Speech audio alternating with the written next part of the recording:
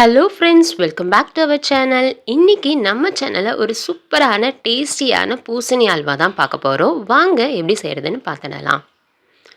First நம்ம ஒரு பேனில் 2 டேபிள் ஸ்பூன் நெய் ஆட் பண்ணிக்குவோம். நம்ம இன்றைக்கி மஞ்சள் பூசணிக்காய் வச்சு தான் செய்ய போகிறோம். மஞ்சள் பூசணிக்காவோட தோலெல்லாம் சீவிட்டு அதை நம்ம துருவி எடுத்துக்கலாம். அது ஒரு 1.5 கப் இருந்துச்சு. அந்த 1.5 கப்பு பூசணிக்காவை இந்த நெய்யில் சேர்த்து நம்ம லைட்டாக வதக்கி எடுத்துக்குவோம். லைட்டாக வதக்கி எடுக்கும்போது ரொம்பவே நல்லாயிருக்கும். அதனால் நம்ம ஒரு மீடியம் ஃப்ளேமில் வச்சு லைட்டாக வதக்கி எடுத்துக்கலாம். இப்போ பூசணிக்காய் நல்லா வதங்கிடுச்சு. இந்த ஸ்டேஜில் நம்ம பால் ஊற்றி வேக வைக்க போகிறோம். தண்ணி சேர்த்து வேக வைக்கிறத விட பால் சேர்த்து வேக வைக்கும் போது இது ரொம்பவே டேஸ்ட்டாக இருக்கும், ரொம்ப ரிச்சாக இருக்கும். அதனால் ஒரு 3/4 கப் பால் சேர்த்து நம்ம இதை வேக வச்சு எடுத்துக்கலாம்.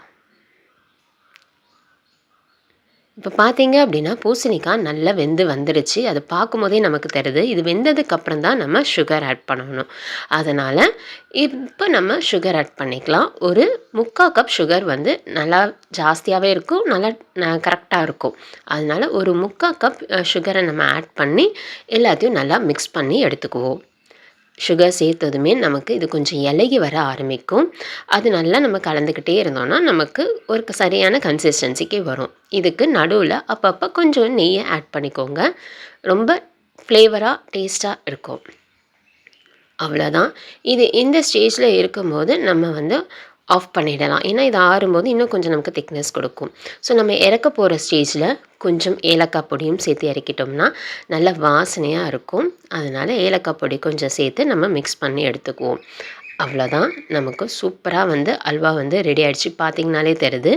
இந்த ஸ்டேஜில் நம்ம முந்திரி கொஞ்சம் ஆட் பண்ணிக்கலாம். அப்படியே தான் நம்ம ஆட் பண்ணுறோம், நெய்யில் வறுத்து ஆட் பண்ணல. உங்களுக்கு நெய்யில் வறுத்து ஆட் பண்ணணுன்னா நீங்கள் நெய்யில் வறுத்து ஆட் பண்ணிக்கோங்க.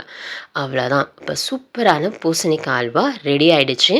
ரொம்ப டேஸ்ட்டாக இருக்கும். நீங்களும் ட்ரை பண்ணி பாருங்கள். ட்ரை பண்ணி பார்த்துட்டு எப்படி இருந்துச்சுன்னு சொல்லுங்கள். இந்த வீடியோ உங்களுக்கு பிடிச்சிருந்ததுன்னா லைக் பண்ணிக்கோங்க. உங்கள் ஃப்ரெண்ட்ஸ் அண்ட் ஃபேமிலிஸ்க்கும் ஷேர் பண்ணுங்கள். இன்னும் நீங்கள் சேனலை சப்ஸ்கிரைப் பண்ணலன்னா சேனலை சப்ஸ்கிரைப் பண்ணிக்கோங்க. Thank you.